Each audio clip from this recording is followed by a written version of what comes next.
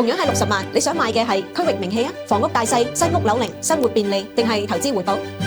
歡迎翻嚟劉大年訪談，我係 Peony， 我係 Gabriel。如果你有60萬嘅預算，想喺拉斯維加斯買屋，你會買邊一個區呢？ Henderson、Summerlin、西南區定係東南邊？喺拉斯維加斯唔同嘅區域，你買到嘅可能係完全唔一樣嘅生活方式。今日我哋就用60萬美金嚟做一個例子，快速咁比較4個區域到底差別喺邊度。首先要講清楚，60萬喺拉斯維加斯已經唔算係低嘅 budget 㗎啦，但亦都唔係代表咧你可以喺每一個熱門嘅區域又買到新嘅啦、又大啦、位置又好嘅房屋。特別喺Summerlin某些熱門嘅區域，60萬可能只係中段甚至係入門嘅預算。但如果喺東南邊或者係西南區咧，選擇就可能會多好多啦。所以呢一集唔係要話邊一區最好，而係要問你一個更實際嘅問題。同樣係60萬，你想買嘅係區域名氣啊、房屋大細、新屋樓齡、生活便利，定係投資回報？答案唔同，適合你嘅區域會完全唔同。我哋先講下Summerlin。好多外州買家，尤其係加州嚟嘅買家，一聽到拉斯維加斯好區，第一個就會諗到Summerlin。Summerlin嘅優點咧係好明顯嘅，生活規劃完整，街道整齊，生活質感好，有 Downtown Summerlin、Red Rock Casino、公園、步行徑，仲好近 Red Rock Canyon 國家公園。但係如果你用60萬去睇Summerlin，就要知道呢一個預算咧，未必係追求最大間、最新嘅屋。你買嘅係Summerlin成熟社區環境，整體生活質感。簡單嚟講，房屋本身可能冇其他區域咁大，但係地點同埋生活圈會比較有吸引力。所以我會咁講，Summerlin適合嘅買家咧，通常咧就唔係單純追求最大間屋嘅，而係比較着重呢個生活嘅環境啦、社區嘅規劃啦，同埋未來轉售嘅時候，買家對呢一區嘅接受度。但如果你心入邊最重要嘅係我要同樣預算買最大、最新、租金回報最好嘅，咁Summerlin咧可能咧就未必係你嘅選擇啦。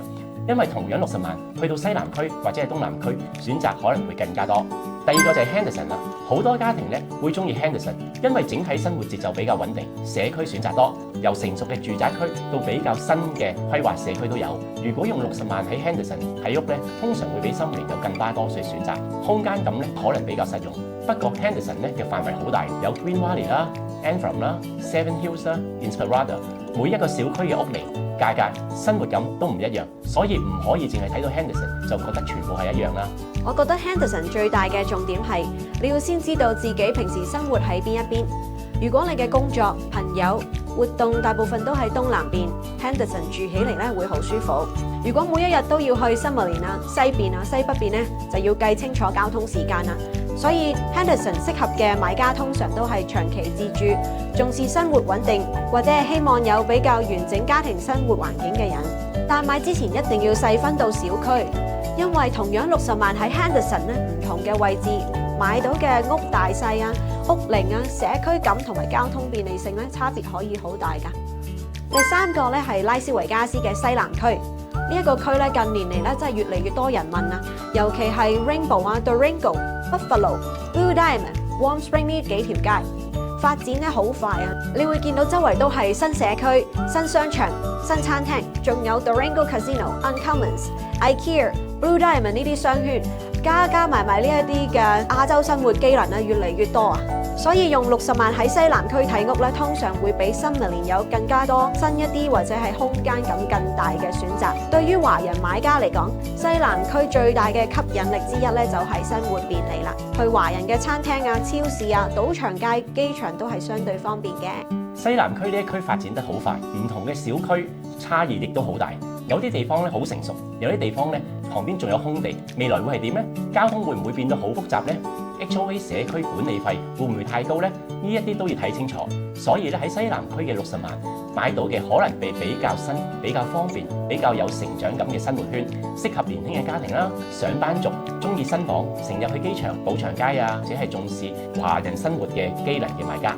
第四個咧就係拉斯維加斯嘅東南邊啦。今日我哋同你講嘅東南邊咧，主要咧就係 Silverado Ranch 同埋 South Point 嘅附近，同埋 Marion Parkway 南段嘅一帶，唔係完全係等於 Henderson。東南邊咧最大嘅特色就係務實，但可能咧就係冇Summerlin咁有名，亦都未必咧有 Henderson 某一啲區域咁強嘅家庭嘅城市感，但係佢交通好方便，生活咧機能實用，價格通常比較容易入手嘅。用60萬喺東南邊睇屋，可能可以有較多嘅選擇，例如比較大嘅獨立屋，比較合理嘅價格，或者對投資人嚟講價錢都比較容易接受。不過東南邊咧唔同嘅社區差異可以好大。如果喺機場、賭場街、南邊市中心或者係 Henderson 西面返工，住喺東南邊呢係會交通便利，對預算比較務實，自住想買大一啲，或者係投資想睇租金回報嘅買家，東南邊值得考慮。但重點係唔好淨係睇平，一定要睇屋況、街區、租客嘅需求同埋未來嘅轉售性。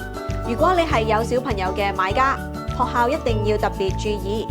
有好多人會問，Summerlin學校好啲定 Henderson 好啲？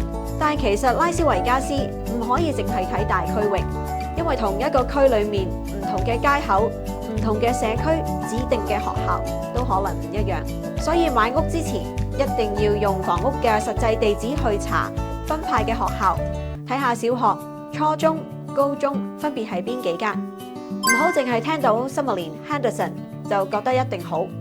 亦都唔好淨係聽到西南區或者係東南邊就一定覺得普通。學校要逐間查，尤其係有小朋友嘅家庭，咁樣會直接影響自住生活同埋未來嘅轉售。但如果你係投資客嘅咧，同樣60萬睇法就完全唔同啦。自住可以多一啲感覺，但係投資一定要睇翻個數字。Summerlin同埋 Henderson 名氣比較高，租客通常都容易接受嘅。但係因為買入價格亦都會較高啦，所以每個月嘅租金扣除晒貸款啊、HOA 啊、保險啊、地稅之後，回報未必一定係最好嘅。西南區咧同埋東南邊咧可能會比較多嘅價格務實嘅選擇，但亦都唔係代表一定划算嘅喎。西南區咧要小心新社區 HOA 或者係額外嘅費用太高啦。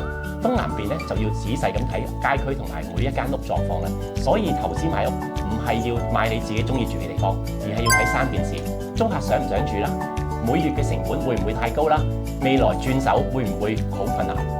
如果你喺度考慮緊喺拉斯維加斯買屋，歡迎喺下面留言話俾我哋聽，你係自住定係投資，預算有幾多？最重視嘅係學校啊、返工定係生活機能，定係投資回報呢？我哋可以幫你分析邊有區嘅區域比較適合你。如果你覺得呢一集有幫助嘅，記得幫我哋點讚、訂閱、分享俾正在考慮 Las Vegas 買屋嘅朋友啦。我哋下集見，拜拜。